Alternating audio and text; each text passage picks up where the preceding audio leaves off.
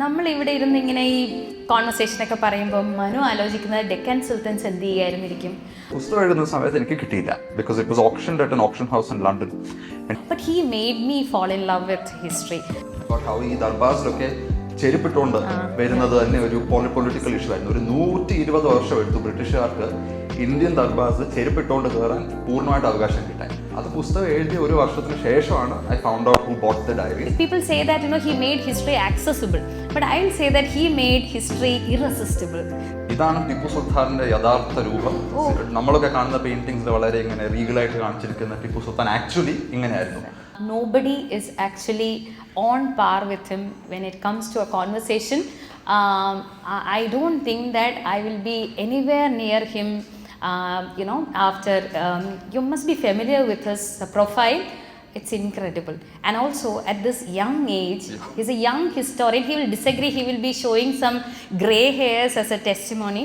But I will disagree to that. Because normally we have that impression that historians are that old creepy fellows, always nose deep in books. Notice that you added the word creepy. Well, I mean most of them. I'm not saying all of them. But most of them has that air of being a scholar. But look at him, he's so charming, he's so handsome. I keep saying that in all the venues possible. And his Instagram fan following is massive. It will give you, those kind of vibes that you feel jealous, when you look at his profile. So that's a different thing. But thank you so much. I feel very honored and humbled to be here on the same stage. Because I was his biggest fangirl. Because when I saw Ivory Throne, I was so shocked because I am not a person who is actually interested in royalty and kings and queens and all that, except for the fact that I was also a history student. But beyond that, I was never interested in dates and figures, what they are doing and all that. But he made me fall in love with history. And it has been a long journey. And from being a fangirl to share a stage with him, I think it's a very, very special privilege. Now, I'm not going into his bio because it will be stupid. I look stupid if I give you his bio because everybody knows that he has started his career with this incredible work in Ivory Throne. It was followed by Rebel Sultans, where he traces the history of the Deccan Sultans. He started with that. Then it was followed by one of my favorite books. I always say that, The Courtesan Saint, which are nuggets of history, and especially Indian history. That is his forte. So he talks about events which are extremely interesting. And I am so happy that I am teaching a segment from that. And my students just love him for writing that. Because I'll tell you what is the title of that essay I'm teaching. It is a Muslim deity in a Hindu temple, and I'm teaching that in a place which is supposedly known for those Hindu-Muslim riots or conflicts and so on. So here there is a very warm tale of love between these two communities, which was very nice. There is God coming and talking and all that, slightly superstitious, but it is very nice, especially to teach a group of students that. It was followed by False Allies. Again, he went back to his favorite place. I think it is the Royal Travancore family. And then finally you have the extremely interesting, at the same time colossal, massive. It is you can't imagine that this person has written that book, a very ambitious work titled Gods, Guns and Missionaries, which has now gone into the 6th edition. Congratulations for that. Already it is on the bestseller list, and it is creating history everywhere. So he is known for all these books. And also if you are familiar with his podcasts and videos and YouTube recordings and all that, he's somebody who is working, I don't know what can you say, with wheels on his feet. He's a globetrotter, plus something that makes him so charming, which is he's so unassuming and so humble and humane. That is what makes him a special individual. ഞാൻ മനുവിനെ വിളിക്കാൻ ആഗ്രഹിക്കുന്ന word time traveller എന്നാണ്. നമ്മൾ ഇവിടെ ഇരുന്ന് ഇങ്ങനെ ഈ കോൺവെർസേഷനൊക്കെ പറയുമ്പോൾ മനു ആലോചിക്കുന്നത് ഡെക്കാൻ സുൽത്താൻസ് എന്ത് ചെയ്യായിരുന്നിരിക്കും. നമ്മൾ വാട്സപ്പിൽ മെസ്സേജൊക്കെ അയക്കുമ്പം ഏതെങ്കിലും റാണിമാരുടെ എസ്പെഷ്യലി ഒബ്സ്ക്യൂർ ആയിട്ടുള്ള റാണിമാരുടെ ഏതെങ്കിലും കത്ത് കിട്ടിയിട്ട് വളരെ സ്പൈസി ആയിട്ടുള്ള കത്തൊക്കെ കിട്ടി വായിക്കുകയായിരിക്കും. പിന്നെ അതുപോലെ നമ്മൾ ചുമ്മാ കോൺവെർസേഷൻസ് ഒക്കെ പറയുമ്പോൾ മനു സംസാരിക്കുന്ന റോയൽ ഫാമിലിയിലെ ആരും കേൾക്കാത്ത രഹസ്യങ്ങളൊക്കെ ആയിരിക്കും. So he is basically somebody who can actually make history look like a very, very interesting subject. This is his greatest contribution to literature because he made history, people say that, he made history accessible. But I will say that he made history irresistible. There's such a kind of a glee, that impish glee we get, when we know that, our kings and queens were not those innocent ones. More than administration, they were interested in so many other things. So it's actually scandals, but he will give archival accuracy to all that. There will be, rumors and all those things, spicy stories, but he'll give a footnote for that. That is why he is very, very special. He made history everyone's cup of tea. So I would like to begin by asking that, what made you fall in love with history? ഒന്നാമത് I don't know if I should speak in English or Malayalam. എന്താണ് prefer ചെയ്യുന്നത്? മലയാളം? കൂടുതലും മലയാളത്തിൽ സംസാരിക്കാം. Since the introduction was also done in such fine Malayalam, പിന്നെ എനിക്ക് അതിൻ്റെ കൂടെ കമ്പീറ്റ് ചെയ്യാൻ പറ്റത്തില്ല. എൻ്റെ കുറച്ച് ഉടച്ച ഉള്ള മലയാളമാണ്, പക്ഷെ ശ്രമിക്കാം. And Kaikasi, thank you for all these flattering remarks. ഇപ്പം സാധാരണ ഒരാൾ ഇങ്ങനെ ഇരുന്ന് നല്ല നല്ല കാര്യങ്ങൾ നമ്മളെ പറ്റി പറയുമ്പോൾ യു ടേൺ പിങ്ക്, പക്ഷെ ഇതിപ്പം 2-3 പേര് പറഞ്ഞതിന് ശേഷം I turn purple I think. പക്ഷെ I am grateful for the very kind words about what brought me to history. അത് കഥകൾ തന്നെയാണ്. In many cases slightly naughty കഥകൾ തന്നെയാണ്. കാരണം as you yourself indicated, ഈ ഹിസ്റ്റോറിക്കൽ ഫിഗേഴ്സ് ഒന്നും അങ്ങനെ വേറെ ഏതോ ഒരു പ്ലാനറ്റിൽ വളരെ ഇങ്ങനെ സൗമ്യമായിട്ട് സാത്വികമായ ജീവിതം ജീവിക്കുന്നവരൊന്നും അല്ലായിരുന്നു. ഇവർ മനുഷ്യര്. ആൻഡ് വെൻ യുവർ മനുഷ്യർ, there's various layers you have. Whether it's ഗാന്ധിജിയുടെ തന്നെ റൈറ്റിംഗ്സ് എടുത്ത് വായിച്ചാൽ everything from his toilet habits to his sex life is covered in all of his writings. വളരെ ട്രാൻസ്പെറന്റ്ലി, വളരെ ഓപ്പൺലി. അപ്പം because he's left so much writing, നമുക്ക് ആ മനുഷ്യന്റെ full various layers, his changing opinions, his changing positions എല്ലാം നമുക്ക് across several decades മനസ്സിലാക്കാൻ പറ്റും. അപ്പം that really makes a historical figure look very human. അപ്പം and I begin at home in the sense that ഞാനിപ്പം ചരിത്രത്തിലെ ആൾക്കാരെ പറ്റി മാത്രമല്ല, എൻ്റെ തന്നെ ഫാമിലിയിലുള്ള ആൾക്കാരെ പറ്റി സംസാരിക്കുമ്പം ഇറ്റ് ഈസ് അതിനകത്തുകൊണ്ട് നോട്ടി ആയിട്ടുള്ളവരുണ്ടായിരുന്നു, എക്സൈറ്റിംഗ് ആയിട്ടുള്ളവരുണ്ടായിരുന്നു, കോൺട്രവേഴ്ഷ്യൽ ആയിട്ട് ഉള്ള ആൾക്കാരുണ്ടായിരുന്നു, ഒരു ആനയെ പേടിപ്പിച്ച് ഓടിച്ച ഒരു അമ്മൂമ്മ ഉണ്ടായിരുന്നു, ആണുങ്ങളെ തല്ലുന്ന സ്ത്രീകളുണ്ടായിരുന്നു. അങ്ങനെയൊക്കെ ഒരു ആൻസെസ്റ്റേഴ്സിനെ പറ്റി തന്നെ കേട്ടിട്ടുണ്ട്. കാരണം നമ്മുടെയൊക്കെ ഹിസ്റ്റോറിക്കൽ ഇമാജിനേഷനിൽ ഒരു ഹിപ്പോക്രസി എല്ലാവർക്കും ഉണ്ട്. അവർക്ക് കുഴപ്പമുണ്ട്, നമ്മുടേത് എല്ലാം നല്ലതാണ്. അവര് മോശക്കാരാ, നമ്മൾ വളരെ സാത്വികമായ ആൾക്കാരാണ്. പക്ഷെ that's exactly what I'm pushing against. എല്ലാവരും മനുഷ്യരായിരുന്നു. There is no binary that you can draw like this. അപ്പൊ ആ ഒരു ഹ്യൂമൻ സൈഡ്, ആ ഒരു ഇമോഷണൽ ടെക്സ്ചർ ഓഫ് ഹിസ്റ്ററി കണ്ടുകൊണ്ടാണ് ഹിസ്റ്ററിയിലേക്ക് ഒരു താല്പര്യം തോന്നിയത്. ആൻഡ് ഈ റോയൽ ഫാമിലിയുടെ കാര്യം വന്നത് because I chanced on a certain character. അവര് നാട് ഭരിച്ചതിന് ശേഷം നാട് ഉപേക്ഷിച്ച് വേറെ ഒരു നാട്ടിൽ പോയി മരിച്ചു. അപ്പൊ അതൊരു കുറച്ചൊരു സിനിമാറ്റിക് ആർക്കായിട്ട് തോന്നി. 18 വയസ്സിൽ ആ കഥ കണ്ടപ്പം ഒരു ഇൻട്രസ്റ്റ് തോന്നി ഇതിനെ റിസർച്ച് ചെയ്ത് പഠിക്കാൻ വേണ്ടി. പക്ഷെ അത് തുടങ്ങിയപ്പോഴേ ഒരുപാട് ആൾക്കാർ, അന്ന് ഒരു ബ്ലോഗ് ഉണ്ടായിരുന്നു എനിക്ക്, ഇപ്പൊ അതില്ല, പ്രൈവറ്റ് ആക്കി വെച്ചേക്കാം. പക്ഷെ അന്നൊരു ബ്ലോഗ് ഉണ്ടായിരുന്നു. എന്റെ ട്രോളിംഗ് ഒന്നും അങ്ങനെ അന്നത്തെ കാലത്തില്ല, ട്വിറ്ററും സോഷ്യൽ മീഡിയ അത്രയൊന്നും ആയിട്ടില്ല. പക്ഷെ ഇതിനെപ്പറ്റി ഞാൻ എഴുതിയപ്പം 18 വയസ്സുള്ളൂ. ഒരുപാട് ട്രിവാൻഡ്രത്തുള്ള കുറെ രാജഭക്തരൊക്കെ വന്ന് കുറെ തെറി വിളിച്ചു. അപ്പോഴെനിക്ക് മനസ്സിലായി എന്തോ ഈ കഥയിലുണ്ട്. ഇത്ര ആൾക്കാർ വന്ന് തെറി വിളിക്കണമെങ്കിൽ അതിന്റെ അർത്ഥം സംതിങ് വർത്ത് എക്സ്കവേറ്റിംഗ് ഹിയർ.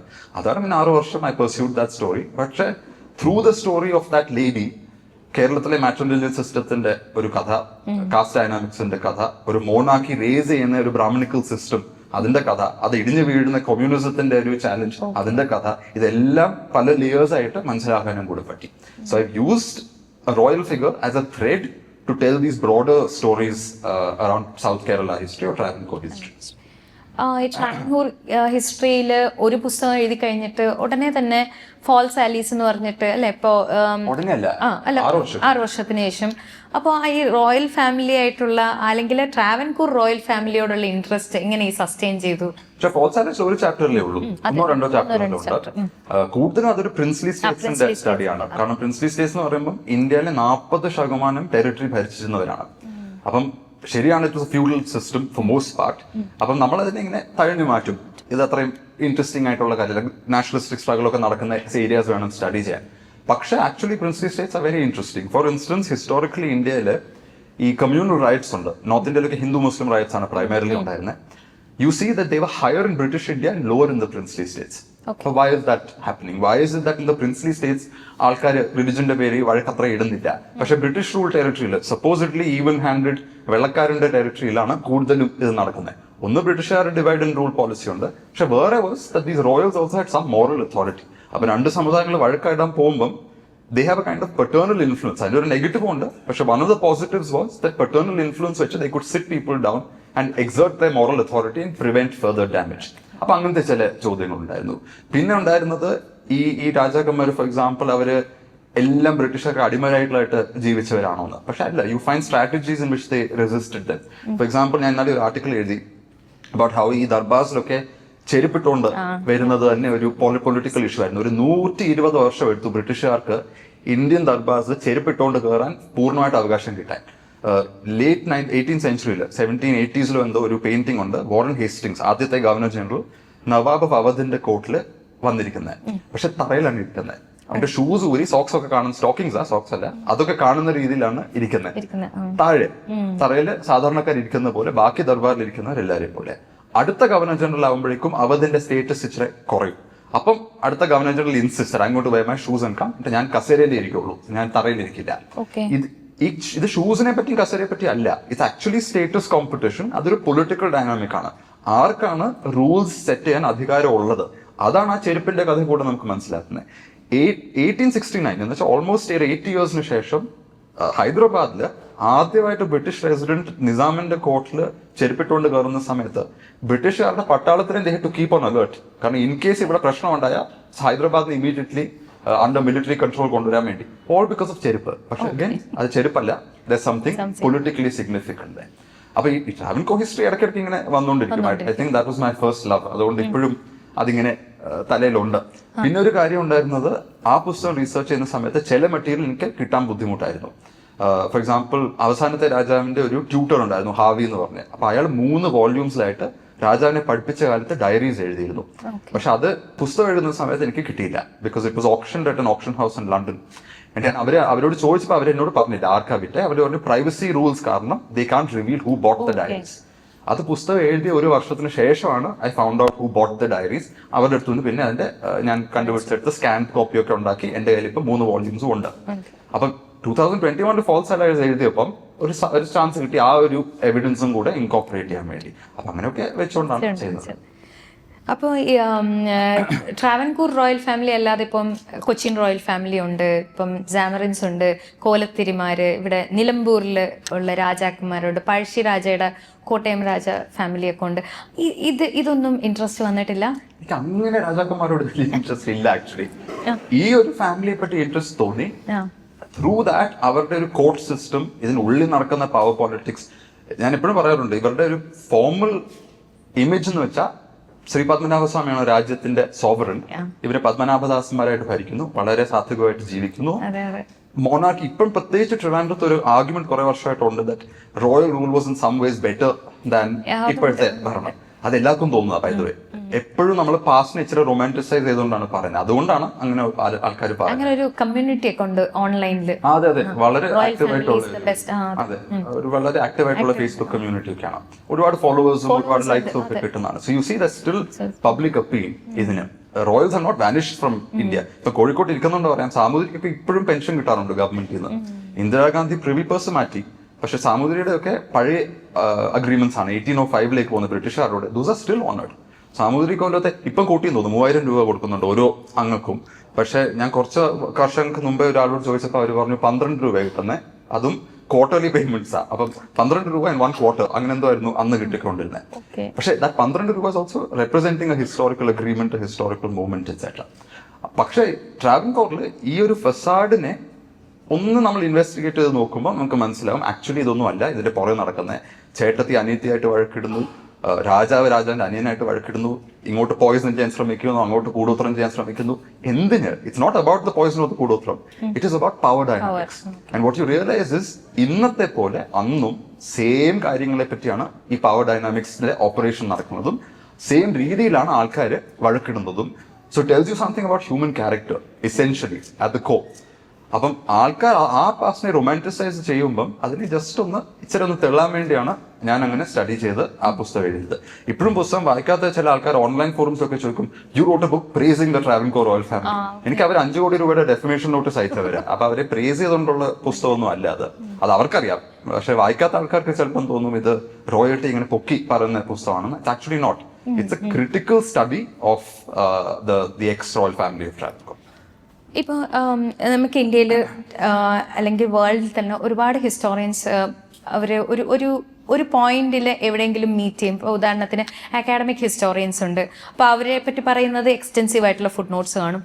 പിന്നെ കുറച്ച് പോപ്പുലർ ഹിസ്റ്റോറിയൻസ് ഉണ്ട്. മനുവിനെ പലരും പോപ്പുലർ ഹിസ്റ്റോറിയൻ എന്ന് പറയാറുണ്ട്. അവരെ പറ്റി പറയുന്ന ഒരു ക്യാരക്ടറിസ്റ്റിക് ഫീച്ചർ എന്ന് പറയുന്നത് ദേ talk about vernacular history, the language is vernacular, the language is slightly simple and all that. പക്ഷെ മനുവിൻ്റെ ഇത് രണ്ടിലും വരില്ലല്ലോ. Because you have extensive food notes, you also have that vernacular appeal, the language that communicates. It's almost like you are talking to the readers. It's not like a historian sitting on a pedestal and giving a lecture. So where do you find yourself? Are you a popular historian or are you an academic historian? ഇന്നത്തെ കാലത്ത് we're actually breaking down all these labels. So I don't want to put a label on myself. ഞാൻ ഒരു കാര്യം പറയാം, എനിക്ക് history താല്പര്യം ഉണ്ടായിരുന്നു. പക്ഷെ I was never interested in just being a historian. എനിക്ക് എഴുത്തിലും താല്പര്യം ഉണ്ടായിരുന്നു.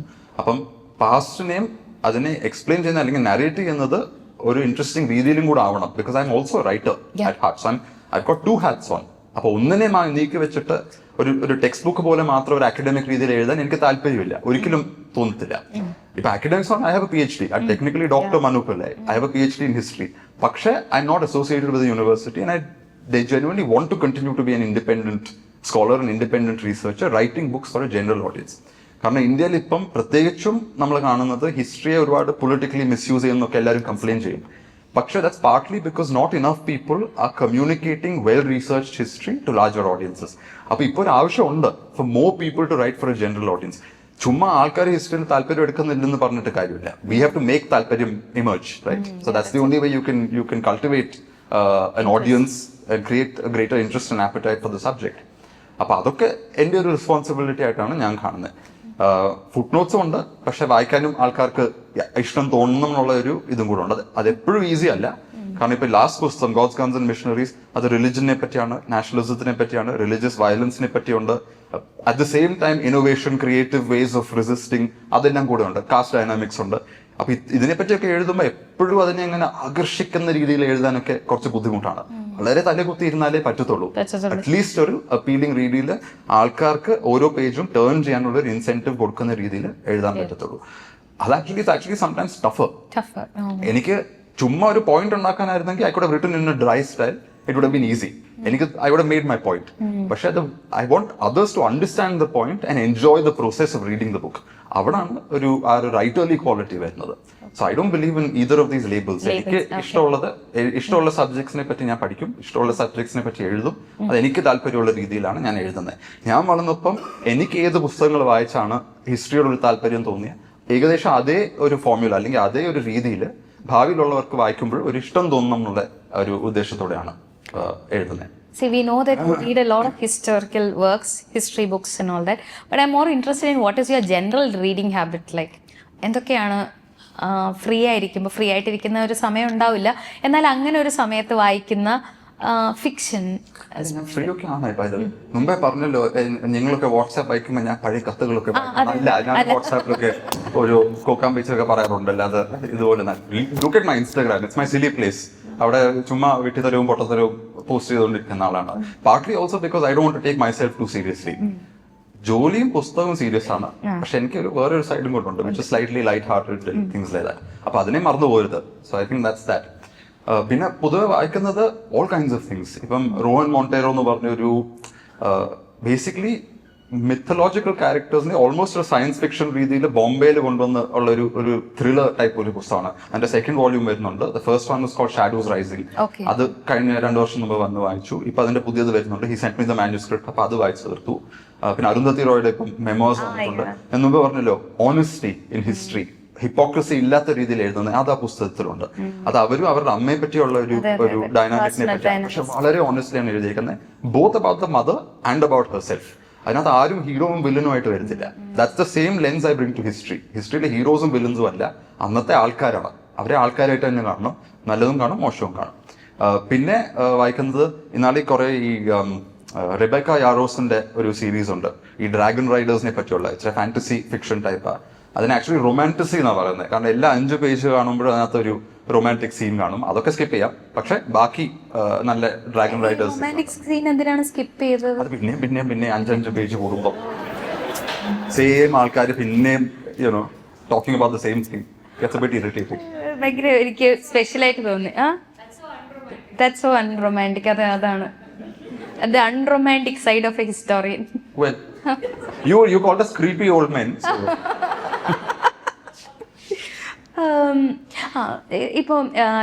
See, I was watching your conversation, your lecture, which you actually gave at ICER, where you actually begin your lecture with a statement about Veer Savarkar, and you're talking about how he gave the coinage of first war of independence and all that.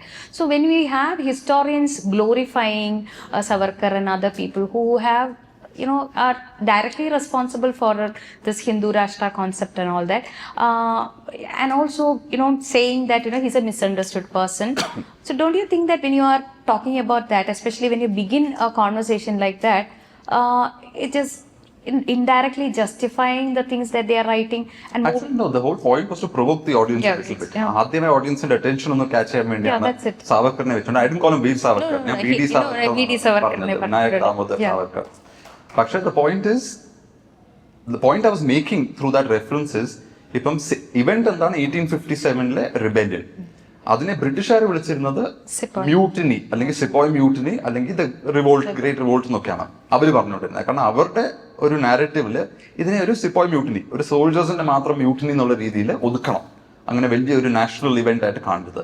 Savarkar തന്നെ മറ്റേ എക്സാജറേഷനിലേക്ക് കൊണ്ടുപോകും, which is that it was the first war of independence, a full nationalist rising and all of that. അതും സത്യമല്ല.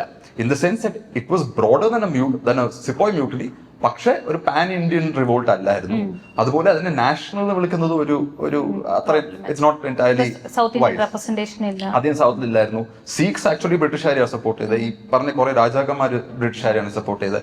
So then it's very tough to call it a war of independence at a national scale. അപ്പൊ അതിനെ what can you call it? അപ്പൊ അദ്ദേഹം പറഞ്ഞ ഒരു historical ഇവന്റിന് തന്നെ 2 കൂട്ടം ആൾക്കാർ 2 വേറെ പേരുകൾ തന്നെയാണ് കൊടുക്കുന്നത്. പേരിൽ തന്നെ ഒരു കൺസെൻസസ് ഇല്ല. So you can imagine how complicated historical dynamics can get. ഓരോരുത്തരും പറയുന്നതാണ് അതിൻ്റെ ഇത്. പിന്നെ വാട്ട് യു സെഡ് അബൌട്ട് ഇപ്പോഴത്തെ ഒരു trend of glorifying certain things, അത് പാർട്ട്ലി ഇതാണ്.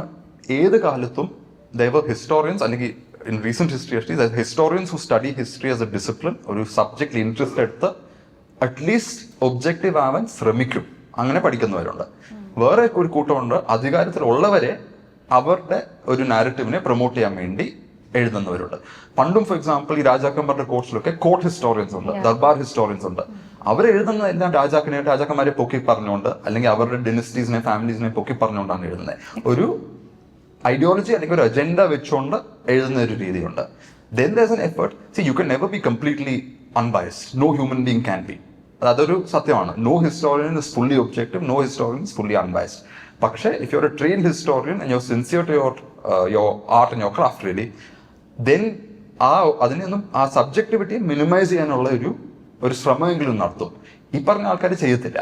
അവരുടെ അജണ്ട ഓൾറെഡി ഡിസൈഡഡ് ആണ്. ഞാൻ എപ്പോഴും പറയുന്നതാണ്, you can track the evidence and reach a conclusion, അല്ലെങ്കിൽ you can reach a conclusion and arrange the evidence around it. ഒരു പോയിന്റ് ഓൾറെഡി എടുത്തിട്ട് അതിനെ സപ്പോർട്ട് ചെയ്യാൻ വേണ്ടി ചുമ്മാ കുറെ എവിഡൻസ് അറേഞ്ച് ചെയ്ത് വെച്ചിട്ട് കാര്യമില്ല. അതപ്പോ ഹിസ്റ്ററി അല്ല, that's a kind of durbar history. അപ്പൊ ഇന്നത്തെ കാലത്ത് ഇന്നത്തെ അധികാരത്തിൽ ഇരിക്കുന്നവരെ പ്രൊമോട്ട് ചെയ്യുന്ന രീതിയിൽ ചിലവർ എഴുതും. പക്ഷെ I think there are enough people who are still dedicated to doing the subject sincerely. അതിനകത്തൊരു ഹോപ്പും ഒരു ഇതുണ്ട്. പക്ഷെ we should also be open to challenging our own preconceived notions. നമുക്ക് എല്ലാവർക്കും ഉണ്ട് ചില പ്രീകൺസീവ് നോഷൻസ്. ഇപ്പൊ ഈ കഴിഞ്ഞ പുസ്തകം എഴുതിയപ്പം ഞാൻ പറഞ്ഞില്ലേ, അത് ആദ്യമായിട്ടാണ് 10 വർഷമായിട്ട് ഞാൻ പബ്ലിഷ് ചെയ്യുന്നുണ്ട്. ആദ്യമായിട്ടാണ് ഈ മാന്യൂസ്ക്രിപ്റ്റ് എഡിറ്ററുടെ അടുത്ത് പോകുന്നതിന് മുമ്പ് ഒരു വക്കീലിന്റെ അടുത്താണ് അവരയച്ചത്, പെങ്കുൽ, ഒരു ലീഗൽ റീഡിന് വേണ്ടി. എന്നിട്ട് വക്കീൽ ഒരു 100-300 ചേഞ്ചസ് പറഞ്ഞു. ഓൾമോസ്റ്റ് എവറി പേജിൽ ദിസ് വിൽ അപ്സെറ്റ് സംബഡി, ഇത് ഓവർ സെൻസിറ്റീവ് ആണ്, ഹേർട്ട് സെന്റിമെന്റ്സ്. ഹേർട്ട് സെന്റിമെന്റ്സ് ഇപ്പം ചറ പറയാന്ന് ഇന്ത്യയിൽ കിട്ടും. എല്ലാവരുടെയും സെന്റിമെന്റ്സ് ഇങ്ങനെ ഹേർട്ട് ആയിക്കൊണ്ടിരിക്കുകയാണ്. അപ്പം that it self is telling you something. ആദ്യമായിട്ട് എഡിറ്ററിന് മുമ്പ് തന്നെ ഒരു വക്കീൽ വേണം അതിനെ വായിച്ച് ക്ലിയർ ചെയ്യാൻ. That's problematic. പക്ഷെ ബിക്കോസ് ഐ ഹാവ് സം ഇത് ഐ സെഡ് നോ, ആകെ ഒരു 1-2 ചേഞ്ചസ് ചെയ്തുള്ളൂ ഔട്ട് ഓഫ് സം 300 odd ചേഞ്ചസ്. പക്ഷെ അതും ഇതാണ്, there is a pressure, there is a sense of what can you say, who will come after you, അതൊക്കെ. എന്നാലും you have to stick your neck out and be true to at least your style of doing history. ഇപ്പൊ gods ഗൺസിനെ പറ്റി പറയുകയാണെങ്കിൽ അത് at the same time ലെഫ്റ്റും റൈറ്റും എല്ലാവരും വന്ന് അറ്റാക്ക് ചെയ്യുന്ന ഒരു അവസ്ഥയിലോട്ട് എത്തിയിട്ടുണ്ട്. ആരും അറ്റാക്ക് ചെയ്തിട്ടില്ല. പക്ഷെ ആരും ഞാൻ വിചാരിച്ചു ചെയ്യുന്ന ഓരോ ചാപ്റ്റർ വെച്ചുകൊണ്ടാണ്. ആദ്യത്തെ ചാപ്റ്റർ വായിച്ചാൽ ചിലപ്പോൾ റൈറ്റിന് പിടിക്കത്തില്ല, രണ്ടാമത്തെ ചാപ്റ്റർ വായിച്ചാൽ ചിലപ്പോൾ ലെഫ്റ്റിന് പിടിക്കത്തില്ല, മൂന്നാമത്തെ ചാപ്റ്റർ വായിച്ചാൽ അങ്ങനെ പോയിക്കൊണ്ടിരിക്കും. So even the reason controversy sister മിഷണറീസിനെ പറ്റിയുള്ള കോൺട്രവേഴ്സി വന്നപ്പോൾ നമ്മുടെ കേരളത്തിലെ 2 nunsനെ അറസ്റ്റ് ചെയ്ത, did anyone write to you about that, the missionaries and their purposeful? Not really. ഇല്ല, കാരണം ബുദ്ധിയുള്ള ഒരു പുസ്തകം വായിക്കുവാണെങ്കിൽ അവർക്ക് മനസ്സിലായി this is not about contemporary events. നമ്മൾ എപ്പോഴും മനസ്സിലാക്കണം, എസ്പെഷ്യലി നമ്മൾ റിലീജിയസ് കോൺഫ്ലിക്ട് വയലൻസിനെ പറ്റിയൊക്കെ എഴുതുമ്പോൾ, just because it happen 500 years ago we don't need to resurrect it today. ഇന്ന് നമ്മൾ ചെയ്യുന്നത് നമ്മുടെ ചോയ്സസ് ആണ്. അന്ന് ആരാണ്ട് എന്തോ ചെയ്യുന്നത് വെച്ചോണ്ട് വി കാൻ കീപ് ഫൈറ്റിംഗ് അന്നത്തെ ബാറ്റിൽസ് ടുഡേ. അപ്പൊ ചിലർ പറയും, Muslim kings came invaded India so we need to resist that. അതിന് counter some people say your ancestor upper caste Hindus all oppress lower caste Hindus. അപ്പൊ അതിനുള്ള ഉത്തരം എന്താണ്? The thing is if we go down that line we just going to end up fighting with each other. നടന്ന കാര്യത്തിനെ acknowledge ചെയ്യണം, അതിനുള്ള majority കൂടുതൽ ആൾക്കാർക്കും ഉണ്ട്. കാരണം നമ്മൾ നോർമലി ഒരു ഇവന്റിൽ അല്ലെങ്കിൽ ഒരു ലിറ്ററേച്ചർ ഫെസ്റ്റിവലിലൊക്കെ ഇരുന്ന് സംസാരിക്കുമ്പോൾ പീപ്പിൾ അണ്ടർസ്റ്റാൻഡ് ഇറ്റ്. ഈ controversies are usually the storms in a tea cup, usually manufactured controversies supported by certain political groups. അതങ്ങനെ ഉണ്ടാക്കിക്കൊണ്ടിരിക്കും ഓരോരുത്തരുടെ ഇടയ്ക്ക്. We still have to maturely look at those subjects, പക്ഷെ also understand that just because something happened in the past, it doesn't necessarily need to be addressed in the present. അങ്ങനെ നമുക്ക് 500 വർഷം antibiotics ഇല്ലായിരുന്നു 500 വർഷം മുമ്പ്, അപ്പൊ ഇപ്പൊ നിങ്ങൾ എന്തിനാ ആന്റിബയോട്ടിക്സ് കഴിക്കുന്നു? 500 വർഷം മുമ്പ് സർജറി ഇല്ലായിരുന്നു, ഇപ്പൊ എന്തിനാ സർജറിക്ക് പോകുന്നു? അങ്ങനെ ചെയ്തുകൊണ്ടിരിക്കാൻ പറ്റില്ല. So you have to draw a line and say what are the choices I'm making for my generation versus what is a sober, mature, even-handed understanding of history. Okay. So this is something that I already asked during our Book Brahma conversation. It's about textbooks, NCERT textbooks especially, kicking out some kings and bringing in some people who are almost obscure in history and celebrating them. So how do you look at this? And also in this context, how do you look at your books being taught in universities? Especially you have parts from your book being taught in many universities. So how do you look at that? It's a good thing. പക്ഷേ textbooks are always going to be fairly politicized. കാരണം textbooks usually control ചെയ്യുന്ന അത് എഴുതുന്ന ചില committees ഉണ്ട്. ആ കമ്മിറ്റീസിനെ appoint ചെയ്യുന്നത് governments ആണ്. ഗവൺമെന്റ്സിന് അവരുടെ ഐഡിയോളജീസ് ഉണ്ട്. ആൻഡ് എസ്പെഷ്യലി ഒരു പോളറൈസ്ഡ് പീരീഡ്. റിമെമ്പർ ഇത് ഇന്ത്യയിൽ മാത്രമല്ല, ഗ്ലോബലി ഇറ്റ്സ് ഹാപ്പനിങ്. ഈ ഒരു kind of polarisation where the opposition and the ruling parties are no longer seen as equally legitimate forces. ഒന്നിനെ ശത്രുവായിട്ടാണ് ഇപ്പം കാണുന്നത്. അധികാരത്തിലിരിക്കുന്നവരുണ്ട്, അവർ മറ്റവരെ ശത്രുവായിട്ട് കാണും. ഇവിടെ ഇരിക്കുന്നവർ അധികാരത്തിലിരിക്കുന്നവരെ ശത്രുക്കളായിട്ട് കാണും. പണ്ട് അങ്ങനെ ശത്രുക്കളായിട്ടാണ് കാണുന്നത്. Opponents are fine, you are not enemies. There is a difference there. പക്ഷേ because now everything is polarised everywhere, ഈ ടെക്സ്റ്റ് ബുക്ക് എഴുത്ത് is becoming a very controversial subject. അതല്ലേലും കുറച്ച് അങ്ങനെയായിരുന്നു. ഇപ്പം എൻ്റെ അമ്മൂമ്മയൊക്കെ പറഞ്ഞിട്ടുണ്ട്. അമ്മൂമ്മയൊക്കെ 40s, 50s പഠിച്ചു വരുന്ന സമയത്ത് apparently there was some text books about നെഹ്റുയുടെ ബാല്യകാലം, നെഹ്റു ഇത് ചെയ്തു കുട്ടിയായിട്ട്, നെഹ്റു അങ്ങനെ ചെയ്തു കുട്ടിയായിട്ട്. ഇപ്പം നമ്മൾ മോദിജിയെ പറ്റി അതുപോലെ വായിക്കുന്നു.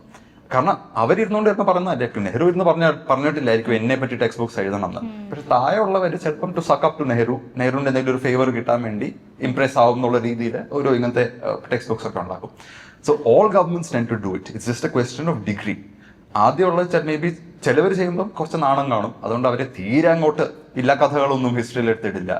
ഇപ്പം ചിലപ്പോൾ നാണം ഇച്ചിരി കുറഞ്ഞിട്ടുണ്ട്. അതുകൊണ്ട് യുദ്ധം തോറ്റവരെ ജയിച്ചതായിട്ട് കാണിക്കും, ജയിച്ചവരെ തോറ്റതായിട്ട് കാണിക്കും. അതൊക്കെ it's all parts of politics.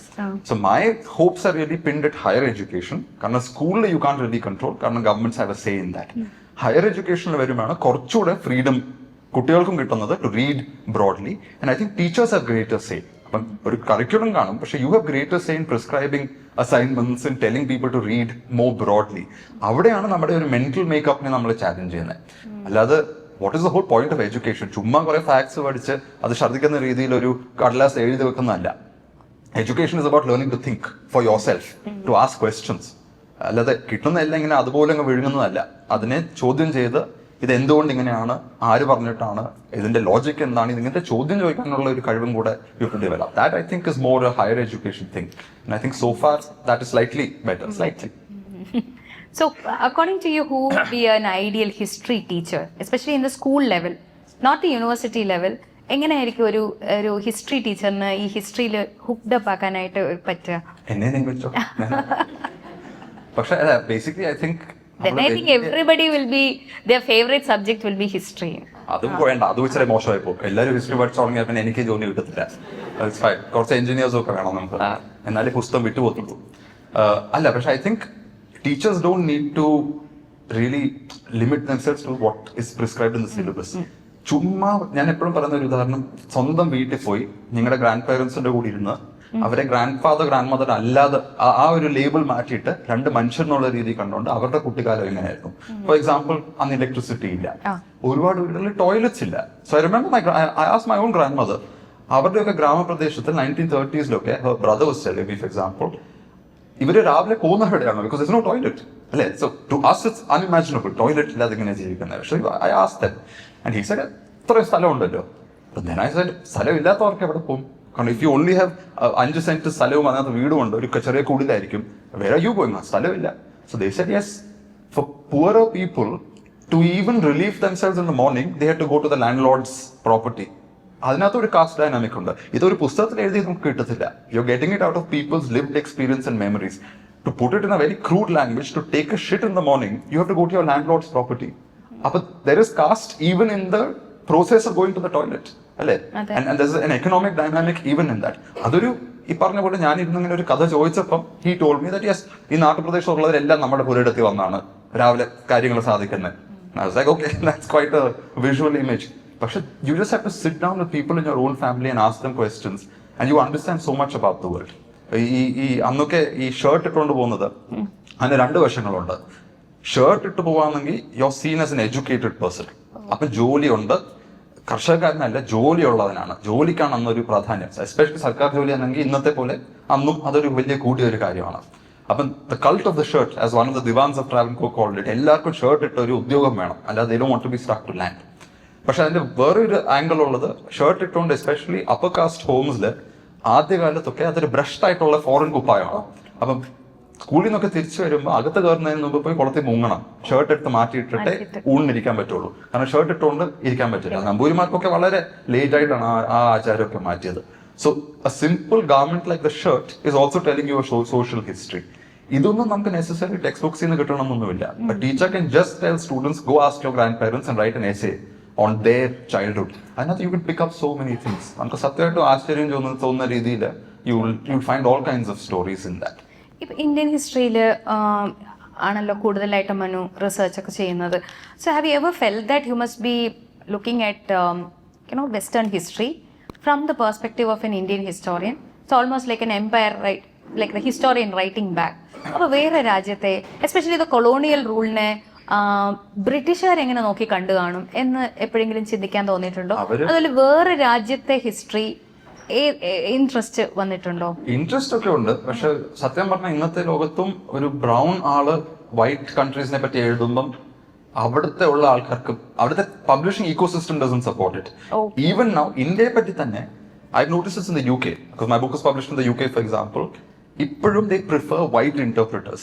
വെള്ളത്തൊള്ളിയുള്ള ഒരാള് ഇന്ത്യയെ പറ്റി എഴുതുന്നതാണ് കൂടുതലും അവർക്ക്, partly because of cultural reasons I guess. അവരെ പോലുള്ള ഒരാൾ എഴുതുമ്പോഴായിരിക്കും ചിലപ്പോൾ കുറെ കൂടെ അവർക്ക് മനസ്സിലാവുന്നതോ എക്സെട്ര എക്സെട്ര. പക്ഷെ ഉണ്ട് അതിനകത്ത് ചെറിയൊരു വേറെ എന്തോ ഒരു പ്രോബ്ലമാറ്റിക് ആയിട്ടുള്ള ഒരു കാര്യമുണ്ട്. സോ ഐ മേ ഹാവ് താല്പര്യം, പക്ഷെ they may not be an ecosystem to enable that താല്പര്യം. So there is that factor. പിന്നെ ഈ കൊളോണിയലിസത്തിനെ പറ്റിയൊന്നും ബ്രിട്ടീഷ് സിസ്റ്റമിൽ അവരുടെ ടെക്സ്റ്റ് ബുക്സിലൊന്നും അങ്ങനെ കുട്ടികളെ പഠിപ്പിക്കാറില്ല. ആദ്യം പഠിപ്പിക്കുകയാണെങ്കിലും അത് കൂടുതലും പോസിറ്റീവ് രീതിയിലാണ് പറഞ്ഞത്. കൊളോണിയലിസം കാരണം റെയിൽവേ സ്പ്രെഡ് ആയി, കൊളോണിയലിസം കാരണം ഡെമോക്രസി കുറെ രാജ്യങ്ങളിലൊക്കെ കിട്ടി, അങ്ങനത്തെ ഒരു വളരെ പോസിറ്റീവ് റൊമാൻറ്റിസൈസ് നാരറ്റീവ് ആണ് അവരുടെ ടെക്സ്റ്റ് ബുക്സിൽ ഇടുന്നത്. അതായത് പറഞ്ഞത് എല്ലായിടത്തെയും ടെക്സ്റ്റ് ബുക്സ് ആർ പൊളിറ്റിസൈസ്ഡ്. ഓരോരുത്തരും school textbooks are not devoid of politics. ഓരോ ideologies are always there, whether it's in India, whether it's abroad.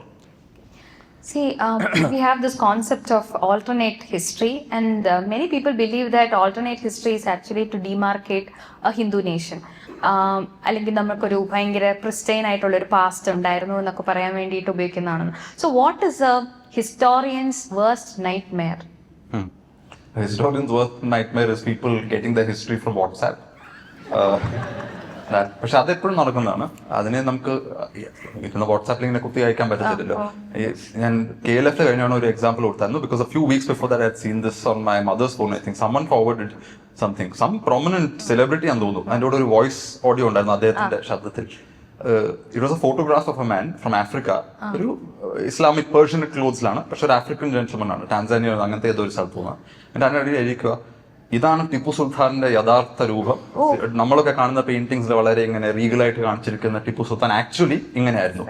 കുറച്ച് കളറിസം ഉണ്ട്, കാരണം അവർ പറഞ്ഞ നോക്കൂ കറുത്ത മനുഷ്യനായിരുന്നു, as if that's a bad thing. പക്ഷെ the most stupid thing is ടിപ്പുവിന്റെ കാലത്ത് ഫോട്ടോഗ്രാഫി ഇല്ലായിരുന്നു. അപ്പൊ ഈ ഫോട്ടോഗ്രാഫി എവിടെ നിന്ന് വന്നു? ടിപ്പു മരിച്ചത് 1798. ഫോട്ടോഗ്രാഫി വന്നത് സെവറൽ ഡെക്കേഡ്സിന് ശേഷമാണ്. പക്ഷെ അത്രയും പോലും മൈൻഡ് അപ്ലൈ ചെയ്യാതെ the person who put forward that അതിൻ്റെ കൂടെ ഒരു വോയിസ് നോട്ട് വിട്ടിട്ടുണ്ട് ഇങ്ങനെയൊക്കെ പറഞ്ഞുകൊണ്ട്. So that's the level of nonsense you are dealing with. പക്ഷെ you can get lost in that. I think the answer is just do your work well and hope that it will stand up for itself, and interested people will come and find the good things that they need to find. കുറച്ച് വർഷങ്ങൾക്ക് മുമ്പ് Manu follow ചെയ്തിട്ടുണ്ടോ എന്ന് എനിക്ക് അറിഞ്ഞൂടാ. We had a gentleman called, you can't call him a gentleman, a crook called Monson Mavunkal. And he actually, scammed people into believing that, ഇത് യശോദ ശ്രീകൃഷ്ണന് ചോറ് കൊടുത്ത പാത്രം, പിന്നെ അതുപോലെ ടിപ്പു സുൽത്താൻ്റെ വാള്, പിന്നെ 30 വെള്ളിക്കാശിൻ്റെ 2 തുട്ട് ബാലൻസ് ഉള്ളത്. ഇങ്ങനെ ഇതൊക്കെ വാങ്ങിക്കാൻ പോയതിൽ റെപ്യൂട്ടഡ് ഫിലിം സ്റ്റാർസ് ഉണ്ട്, IPS ഓഫീസേഴ്സ് ഉണ്ട്, സ്റ്റേറ്റിലെ ഏറ്റവും ഹെഡ്സ് ആയിട്ടിരിക്കുന്ന ആൾക്കാരൊക്കെ ഉണ്ട്. അപ്പോൾ and they were actually supporting him through their YouTube channels and all that. So how do you look at this? ഇത്രയും ഒരു ഹിസ്റ്റോറിക്കൽ സെൻസ് ഇല്ലാത്ത യശോദ പാത്രം ചോറ് കൊടുത്ത പാത്രമൊക്കെ ഇപ്പോഴും ഉണ്ടാവും എന്ന് വിചാരിക്കാൻ മാത്രം അത്ര ഹിസ്റ്റോറിക്കൽ സെൻസ് ഇല്ലാതെ പോയത് എന്തുകൊണ്ടായിരിക്കും? എനിക്കൊന്ന് ഞാനൊക്കെ റോങ് ബിസിനസ്സിലാണ്. ഞങ്ങൾ ഇതുപോലെ ചെയ്ത കുറച്ചുകൂടെ കാശൊക്കെ ഉണ്ടാക്കി സുഖമായിട്ട് ജീവിക്കായിരുന്നു. പക്ഷെ അതിനുള്ള ബുദ്ധിയൊന്നും കുബുദ്ധി വന്നിട്ടില്ല. പക്ഷെ this kind of nonsense exist everywhere. അത് എല്ലാ ജനറേഷനിലും ഇങ്ങനത്തെ ഇല്ലാത്ത കാര്യങ്ങളൊക്കെ ഒക്കെ പറഞ്ഞുകൊണ്ട് അല്ലെങ്കിൽ ഒരു ഫ്രോഡ് ആയിട്ടുള്ള. Actually, you should be writing something about Monson Maungal. He appears to be terribly appealing. പക്ഷെ I see what you mean. അതൊരു it's a scam. And people often fall for scams. Even at highest levels എത്രയോ ആൾക്കാർ വീണിട്ടുണ്ട്. എനിക്ക് എപ്പോഴും ആരായിരുന്നു ഏതോ ഒരാളുണ്ട്. In fact, there's a book coming out by Snigdha Poonam. Published ആയിട്ടില്ല, പക്ഷെ how, which is called Scamlands. It's about this. ഇപ്പം how, for example, അതിനകത്ത് ഒരു ഗുഡ് ആൻഡ് ബാഡ് നമുക്ക് എപ്പോഴും ബൈഫർക്കേറ്റ് ചെയ്യാൻ പറ്റത്തില്ല. അതിനകത്ത് ഇവരൊരു കഥ പറയുന്നുണ്ട്, ബീഹാറിലൊക്കെ കാസ്റ്റ് ഡൈനാമിക്സ് വളരെ സ്ട്രോങ് ആണ് ഇപ്പോഴും. So Dalits are still extremely controlled and upper caste landed group still have tremendous control in the village. ഈ സ്കാം ഇക്കോണമി വന്നതിന് ശേഷം മൊബൈൽ ഫോണിൽ ഇരുന്നുകൊണ്ട് ആൾക്കാരെ വിളിച്ച് അവർക്ക് OTP ഒക്കെ തട്ടിയെടുത്ത് പൈസ അവരുടെ ബാങ്കിൽ നിന്ന് ഓൺലൈൻ വഹിച്ചെടുക്കാനൊക്കെ ഈ കുട്ടികൾ പഠിച്ചിട്ടുണ്ട്. Now what's happened is, although there are different castes involved in this, ചില areas that she studied, അവിടുത്തെ Dalit നെറ്റ്വർക്സിൽ there are some kids doing this. ബുദ്ധിയുള്ള പിള്ളേരാണ്, വേറെ ഓപ്പർച്യൂണിറ്റീസ് ഇല്ല, ബീഹാറിൽ ജോലിയില്ല, ഭൂമിയില്ല, പക്ഷെ മൊബൈൽ ഫോൺ ഉണ്ട്. So they are seeing it as an industry. പക്ഷേ because they are making money, അവിടുത്തെ caste dynamics are getting upset. The upper castes are now resenting that ഇവരുടെ കയ്യിൽ ഇങ്ങനെ ഇത്രയും പൈസ വരുന്നു. അവരപ്പം കൺസ്പയർ ചെയ്ത് പോലീസുകാരോട് പറയും. അത് സത്യം കണ്ടുപിടിക്കാനൊന്നുമല്ല, ഈ സമുദായക്കാർ ഇപ്പം അങ്ങനെ പണക്കാരാവണ്ടെന്ന് കാണിക്കാൻ വേണ്ടി. So it's a very interesting study where even scams have been turned into an entrepreneurial opportunity. It's been turned into a vocation for people. And അവരെയൊക്കെ ഗ്രാമപ്രദേശങ്ങളിലൊക്കെ സൈബർ എന്നാണ് വിളിക്കുന്നത്. സ്കാമർ എന്ന് വിളിക്കത്തില്ല, സൈബർ എന്ന് പറഞ്ഞാൽ മനസ്സിലാവും ഇതാണ് ഇദ്ദേഹത്തിന്റെ ജോലി ഇതാണ്. അത് ചിലപ്പം ഒരു കൃഷി ഭൂമിയിലായിരിക്കും, അല്ലെങ്കിൽ ഒരു മരത്തിന്റെ അടിയിൽ ഇരുന്നുകൊണ്ടായിരിക്കും ഇവർ ഇതൊക്കെ ചെയ്യുന്നത്. You should read Snigdha's book about how even scams have a social angle to it and how it's very interesting that there's caste involved, there's class involved, there's regional dynamics involved. ഇതെല്ലാം കൂടെ ചേർന്ന് ഒരു വളരെ പിടിച്ചിരിക്കുന്ന ഒരു സംഭവമാണ് ഇതൊക്കെ. So I'm not going to write a book on this Monson person, but maybe someone will make a movie. It sounds like a good thriller for a movie. Thriller അല്ല, more a farce or a comedy. So Indian ഹിസ്റ്ററിയിൽ ഇപ്പോൾ കുറച്ച് prominence കിട്ടിയിട്ടുള്ള കുറച്ച് areas ഉണ്ടാവുമല്ലോ. അപ്പോൾ ഈ വായനയുടെ ഇടയിൽ എപ്പോഴെങ്കിലും ഇന്ന ഏരിയ അല്ലെങ്കിൽ ഇന്ന ഒരു പാർട്ട് അല്ലെങ്കിൽ ഇന്ന ഒരു ഈറ കുറച്ച് സൈഡ് ലൈൻഡ് ആയിപ്പോയി. പക്ഷെ ഇറ്റ്സ് വെരി ഇൻട്രസ്റ്റിംഗ് എന്ന് തോന്നിയിട്ടുണ്ടോ? അതിനെ മാത്രം ഫോക്കസ് ചെയ്ത് എഴുതാനും തോന്നിയിട്ടുണ്ടോ? എപ്പോഴും ഞാൻ പറഞ്ഞാൽ സ്ത്രീകളെ പറ്റി അധികമില്ല, വിച്ച് ഇസ് അൺഫോർച്ചുനേറ്റ്. കാരണം ഹിസ്റ്ററിയിലുണ്ട് സ്ത്രീകൾ, പക്ഷെ നമ്മൾ അവരുടെ സ്റ്റോറീസ് പറയാനായിട്ട് അധികം ആൾക്കാർ അധികം കാലം നോക്കിയിട്ട് പോലുമില്ല, ഒരു ഇൻട്രസ്റ്റ് പോലും കാണിച്ചിട്ടില്ല. So you don't really see too many female figures, പക്ഷേ they were there in very many interesting ways. അതിനകത്ത് it doesn't need to be just queens. For example, ഞാൻ എപ്പോഴും പറഞ്ഞൊരു എക്സാമ്പിൾ ഉണ്ട്. 14th സെഞ്ചുറിയിൽ ജനാബായി എന്ന് പറഞ്ഞ മഹാരാഷ്ട്രയിലെ ഒരു ഭക്തി സെയിന്റ് ആണ്. എല്ലാവരും അവരുടെ ഭക്തിയെ കാണത്തുള്ളൂ, എന്ന് വെച്ചാൽ ദൈവത്തിനെ പറ്റിയുള്ള എഴുത്തുകൾ, അല്ലെങ്കിൽ ദൈവം അവരെ വന്ന് how he appeared in front of that lady, അത്രയൊക്കെ ഉള്ളൂ. പക്ഷെ she was a kitchen maid. And അവരുടെ ഒരു poem begins with these lines, God do me a favor and kill my mother-in-law.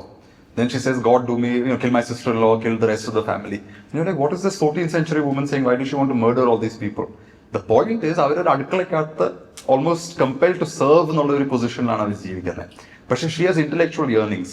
പക്ഷെ അത് എക്സ്പ്രസ് ചെയ്യാനുള്ള ഓപ്പർച്യൂണിറ്റി ഇല്ല. Partly because she's a woman and partly because she's a lower class/lower caste woman. Paksha, so through her poetry, she's also expressing dissent against that social framework by which she's turned into an adima in the kitchen, as opposed to a free agent who can explore all these intellectual conversations, etc., that she wants to have. അതൊരു കവിതയെ കൂടെയാണ് നമുക്ക് കിട്ടുന്നത്. അപ്പൊ ഹിസ്റ്ററിയിൽ സ്ത്രീകളുടെ voices ഇല്ല എന്ന് പറഞ്ഞാൽ ആക്ച്വലി ഉണ്ട്, പക്ഷെ അത് ഇങ്ങനത്തെ ചില അൺയൂഷ്വൽ സ്ഥലങ്ങളിലായിരിക്കും നമുക്കത് കിട്ടുന്നത്. പിന്നെ ഉള്ളത് അഹമ്മദ് നഗറിൽ ഒരു ബേഗം ഉണ്ടായിരുന്നു. അവർ 6-7 വർഷം രാജ്യം ഭരിച്ച ആളായിരുന്നു. അവരുടെയും അവരുടെ ഭർത്താവിന്റെ ഒരു മിനിയേച്ചർ പെയിന്റിംഗ് ഉണ്ടായിരുന്നു. അത് കുറച്ചു കാലത്തിന് ശേഷം ആൾക്കാർക്ക് തോന്നിയുള്ളൂ അങ്ങനെ ബേഗത്തിന്റെ പടം പബ്ലിക്കിൽ ആരും കാണരുത്. അതുകൊണ്ട് അവരുടെ ആ പടത്തിന് they painted over it and they turned her into this giant blob.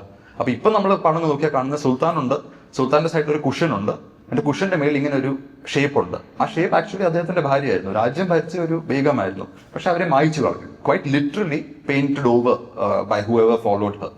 So the women exist in history, പക്ഷെ sometimes in silences and gaps, and we have to resurrect them from that.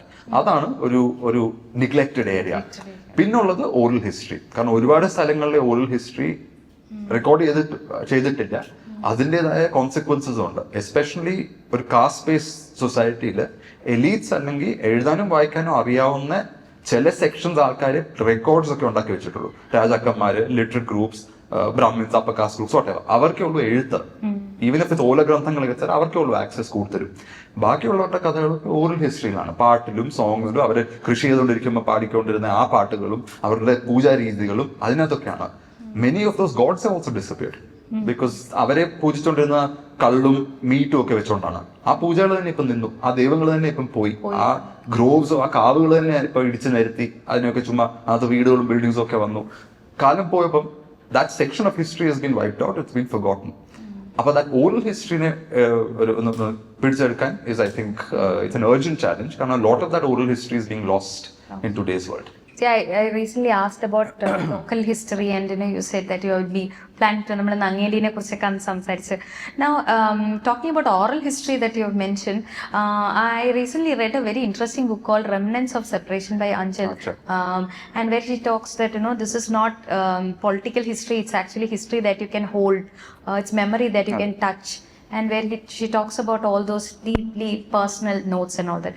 So, have you ever felt that you will focus on oral history, and if so, what aspect of oral history will you focus on? അങ്ങനെ ഒരു aspect ആയിട്ട് പറയാൻ പറ്റത്തില്ല. For example, എന്റെ തന്നെ ancestral village ഉണ്ട്, അവിടെ വളരെ നല്ല കഥകളുണ്ട്, ഒരുപാട് ഇൻട്രസ്റ്റിംഗ് ആയിട്ട് ചിരിക്കാൻ തോന്നും, ട്രാജിക് ആയിട്ടുള്ള കഥകളുണ്ട്. It's quite fascinating to study that place. അവിടെ ഇപ്പൊ എനിക്ക് പോയി ഫുട് നോട്ടഡ് ആർക്കൈവ്സ് ഒന്നും തപ്പാൻ പറ്റില്ല, കാരണം എല്ലാ ഓരോരുത്തരുടെ തലയിലുള്ളതാണ്. അത് കോൺട്രഡിക്ഷനും കാണും.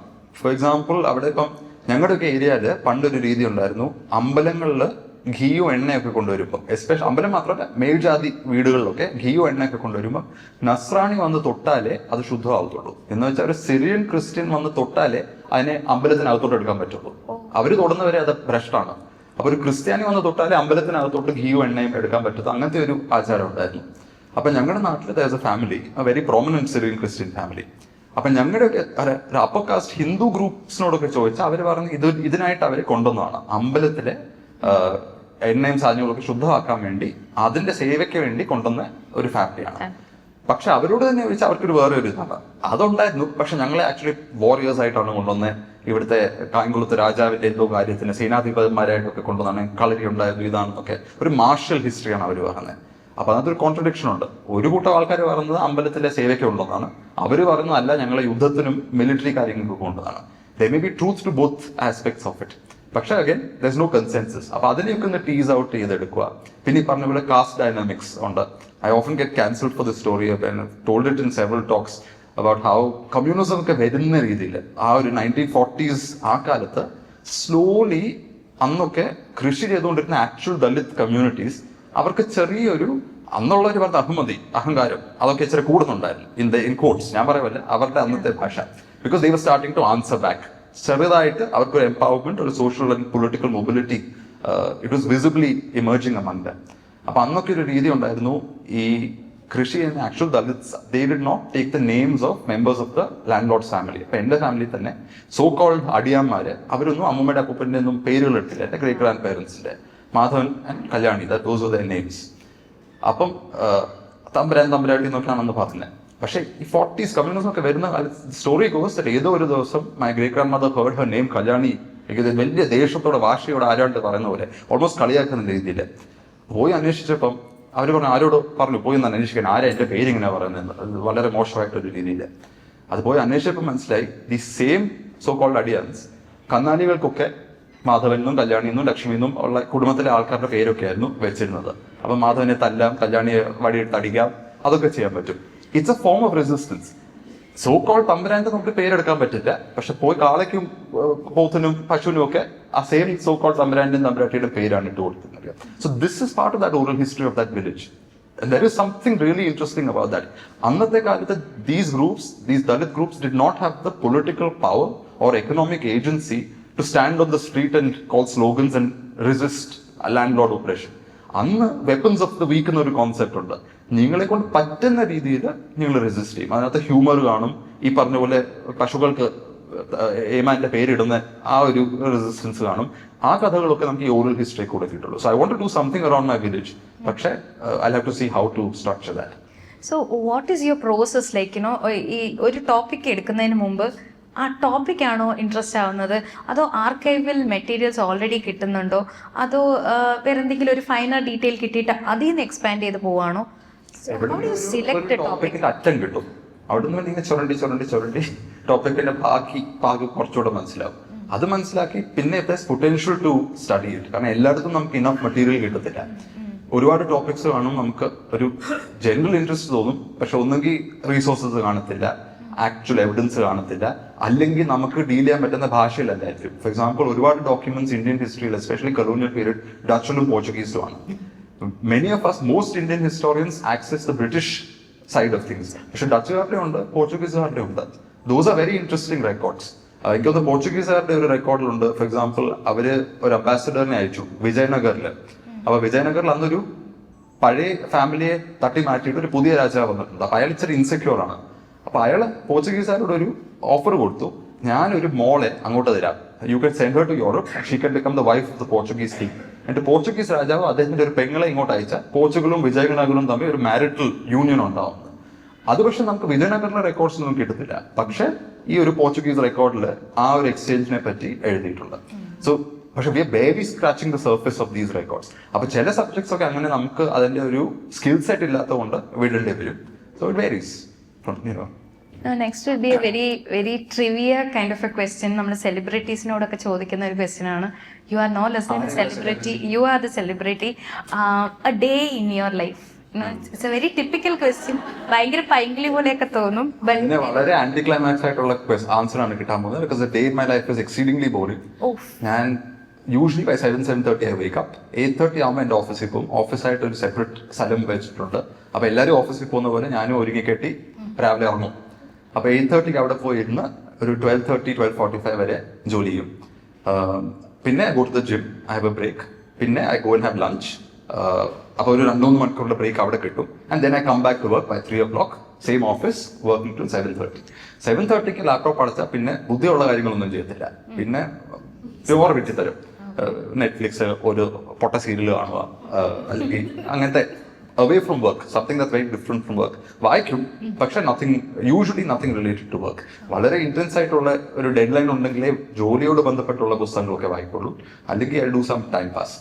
പിന്നുള്ളത് ഈ ജോലി ചെയ്തുകൊണ്ടിരിക്കുമ്പോൾ തന്നെ ഇപ്പം സേ ഐ റിട്ടൺ സംതിങ്, അപ്പം എല്ലാ മണിക്കൂർ കഴിയുമ്പോൾ ഒരു 10 മിനിറ്റ് ഞാൻ എണ്ണിച്ച് I walk for 10 minutes up and down the room and I talk to my self in the sense that നമ്മളിപ്പോൾ ഒരു പോയിന്റ് ആർഗ്യൂ ചെയ്യുവാണ്, പക്ഷേ you have to hear it sometimes to understand if it's, you know, people can understand the point you're trying to make. But I have to sometimes hear my own argument.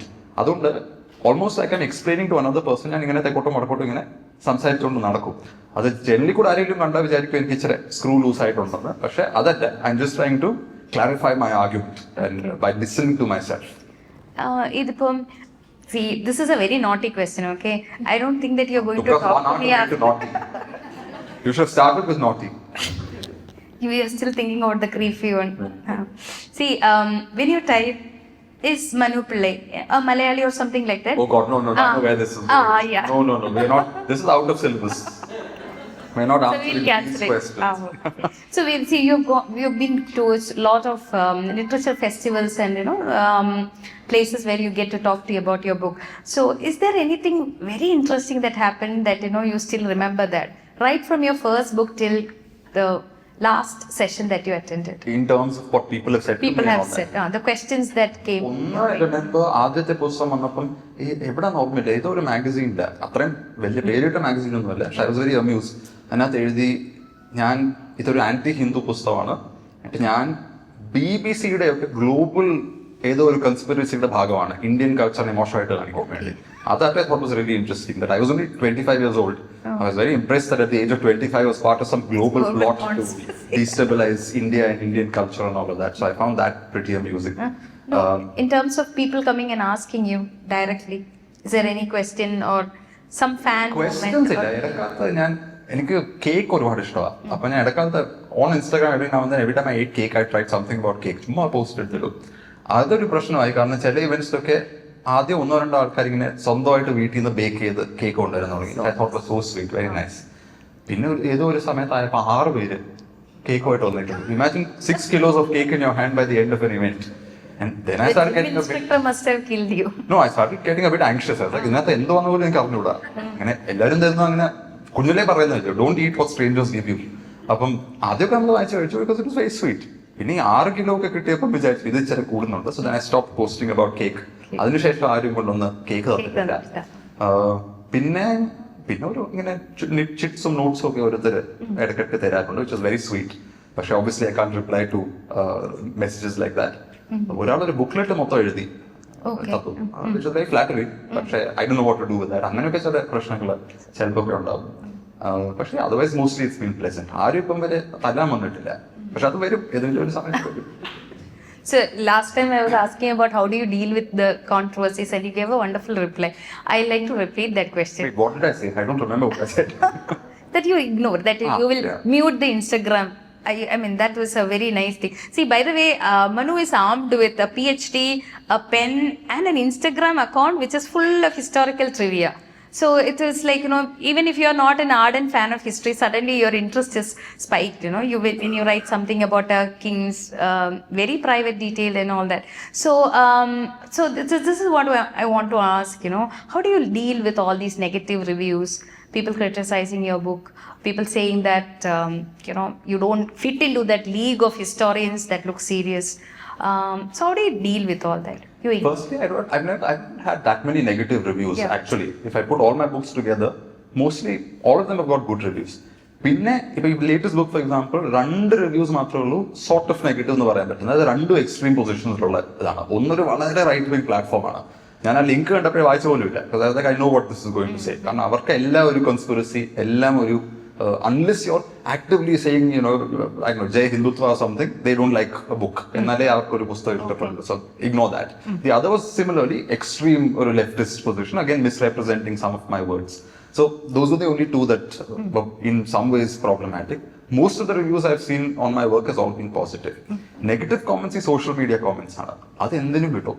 ചുമ്മാ നമ്മൾ ഒരു പടം എടുത്തിട്ടാലും അതിനും കിട്ടും ഒരു negative comments. ചിലവരുടെ ജോലി തന്നെ അതാണ്. Because I think they derive some sense of pleasure from saying that.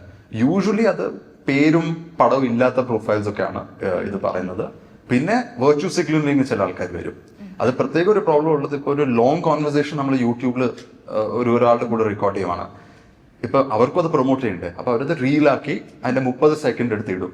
ഈ 30 സെക്കൻഡ് ഇടുമ്പോൾ കുഴപ്പം പറ്റുന്നത്, അതിന് മുമ്പ് നമ്മൾ സംസാരിച്ച 15 മിനിറ്റും അതിന് ശേഷം സംസാരിച്ച കോണ്ടെക്സ്റ്റുവൽ ആയിട്ടുള്ള കുറെ മെറ്റീരിയൽ ഇല്ലാതാവും. It will become only those 30 seconds and that can be helped. Read ഇടുകയും വേണം, പക്ഷേ ആ കോണ്ടെക്സ്റ്റ് പോവുകയും ചെയ്യും. So the conversation starts looking very flat. It looks like we might be oversimplifying something or saying something. അപ്പൊ പിന്നെ ഒരുപാട് ആൾക്കാരുടെ കമന്റ്സ് വരും, ഇതെങ്ങനെ ഇങ്ങനെ പറഞ്ഞു, ഇതെന്താ അങ്ങനെ പറഞ്ഞു.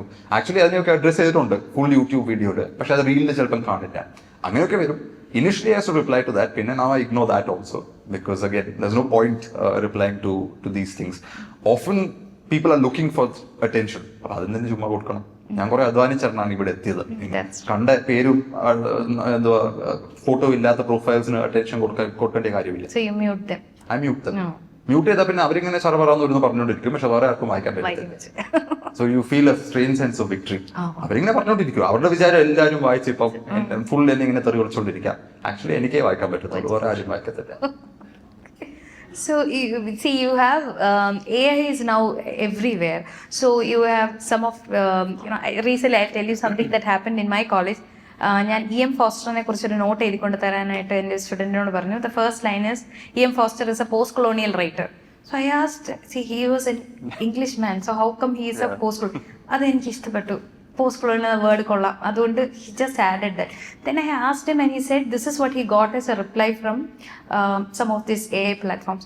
So don't you think that these AI, all these whatever bots they are using, you can tamper history. You have people saying that you have AI historians and all that. So how do you think link this kind of AI related activities to history? I can see another program വേറെ ഒരാളെന്നോട് ചോദിച്ചത് that apparently historians are one of the professions that's going to die out because of AI. That's sad for me. I have to become something else then. പക്ഷേ see, I don't think it's a complete disaster in the sense that ഏത് പുതിയ technology വന്നാലും ആദ്യം ഒരു disruption ഉണ്ടാവും. അതിനകത്ത് കുറേ വേണ്ടാത്ത കാര്യങ്ങളും, കാരണം nobody knows where it's heading. പക്ഷെ അതൊന്ന് സെറ്റിൽ ആവുമ്പോൾ there is a new sort of normal that emerges. We learn how to handle that. AI there are opportunities also. ഇപ്പം ഇന്റർനെറ്റ് വന്നപ്പോഴും everybody was first very upset. ഒരു കാലത്തുണ്ടായിരുന്നു PhD ചെയ്യുമ്പോൾ I know older people who've told me that അവരൊക്കെ PhD ചെയ്തുകൊണ്ടിരിക്കുമ്പോൾ അവരോട് പ്രത്യേകം പറഞ്ഞിരുന്നു, library പോയി ഫിസിക്കൽ കാര്യങ്ങളെ സൈറ്റ് ചെയ്യാൻ പറ്റത്തുള്ളൂ, ഇന്റർനെറ്റിൽ കിട്ടി ഒരു സാധനവും സൈറ്റ് ചെയ്യാൻ പറ്റത്തില്ല, ഫുട് നോട്ടിലൊന്നും. You can't have anything that is online. Even if it's an academic text, online കാര്യങ്ങളൊന്നും അലൗഡ് അല്ല. ബിക്കോസ് ഒരു ഇന്റർനെറ്റിനെ പറ്റി ഒരു സസ്പെഷൻ ഉണ്ടായിരുന്നു, ഇന്റർനെറ്റിൽ ആർക്കും എന്തെങ്കിലും എഴുതാവില്ല, സോ ഇറ്റ്സ് നോട്ട് റിലയബിൾ എന്നുള്ള ഒരു ഫീലിംഗ് ഉണ്ടായിരുന്നു. പക്ഷെ now we made a peace with that. ഇപ്പൊ ആക്ച്വലി ഇന്റർനെറ്റിലെ ട്വീറ്റ്സ് വരെ you can cite. Because Donald Trump tweet ചെയ്യുന്നതായിരിക്കും, അത് ജസ്റ്റ് ഒരു സോഷ്യൽ മീഡിയ പോസ്റ്റ് ആണ്, പക്ഷെ ഇറ്റ്സ് ദ US പ്രസിഡന്റ്. അതിനകത്ത് പോളിറ്റിക്സ് ഉണ്ട്, ഇന്റർനാഷണൽ റിലേഷൻസ് ഉണ്ട്. സോ അതിനെ ചുമ്മാ ഇന്റർനെറ്റിലെ സോഷ്യൽ മീഡിയ എന്ന് പറഞ്ഞാൽ ഒതുക്കി മാറ്റാൻ പറ്റില്ല. So PhD students studying international relations will have to look at Donald Trump's tweets and Narendra Modi's tweets and all these other political leaders' tweets. Because that's become a part of our historical record. അപ്പോൾ അന്ന് അതുപോലെ ഇന്ന് AI ആണ് എല്ലാവർക്കും കുറച്ച് ഭയവും പേടിയും ഒക്കെ. പക്ഷേ internet was also an opportunity. ഇപ്പം all said and done, there's bad WhatsApp history and there's Instagram and Facebook and all of that. പക്ഷേ ആവശ്യമുള്ളവർക്ക് നല്ല ഹിസ്റ്ററി ഉണ്ടാക്കുന്ന യൂട്യൂബ് ചാനൽസും ഉണ്ട്, നല്ല ഹിസ്റ്ററി കമ്മ്യൂണിക്കേറ്റ് ചെയ്യുന്ന ഇൻസ്റ്റാഗ്രാം പ്രൊഫൈൽസും ഉണ്ട്. Ultimately, it depends on what you're choosing. You have to make a good, reasonable and wise choice for yourself. ചുമ്മാ technology blame ചെയ്തിട്ടുണ്ട് കാര്യമില്ല.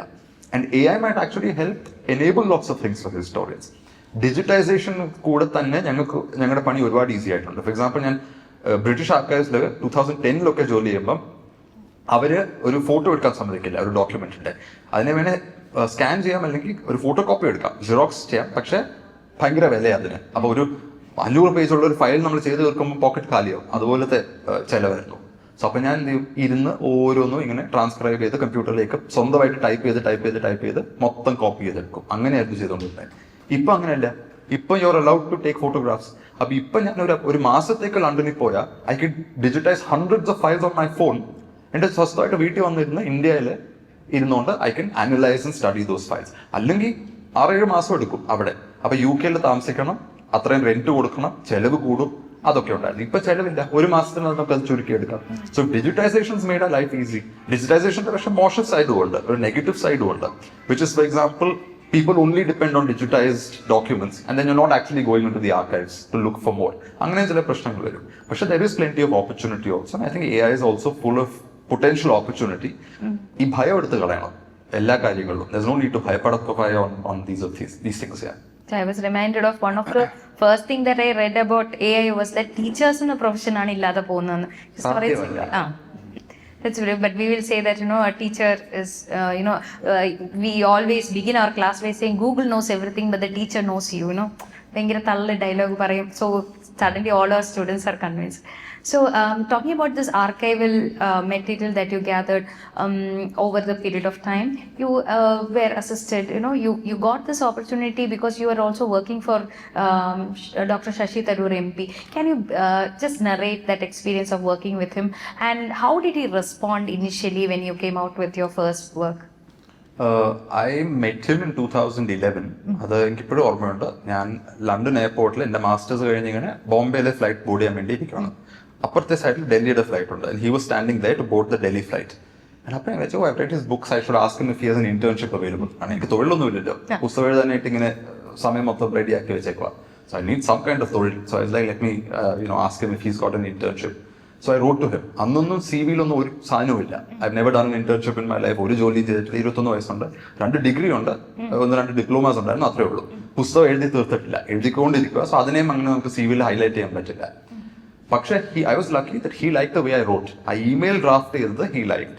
കാരണം he was in Delhi, and Delhi he didn't have a good person who could draft a good letter. Because actually it's quite surprising that many people, very intelligent, talented people, ഒരു simple letter draft ചെയ്യാൻ കുറച്ച് ബുദ്ധിമുട്ടും to get everything into 2 paragraphs.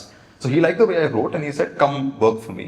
And എനിക്ക് എപ്പോഴും ഓർമ്മയുണ്ട്, ട്രിവാൻഡ്രത്ത് ഏതോ ഒരു ഫംഗ്ഷനിൽ he said, come and meet me there. And I was going to be in Trivandrum, so I took a rickshaw from the Mascot Hotel and went to this place. Rickshaw ഇറങ്ങി, went up the stairs, and he was coming down the steps with Muralidharan. Okay. He was കൂടെ ഉണ്ടായിരുന്നു.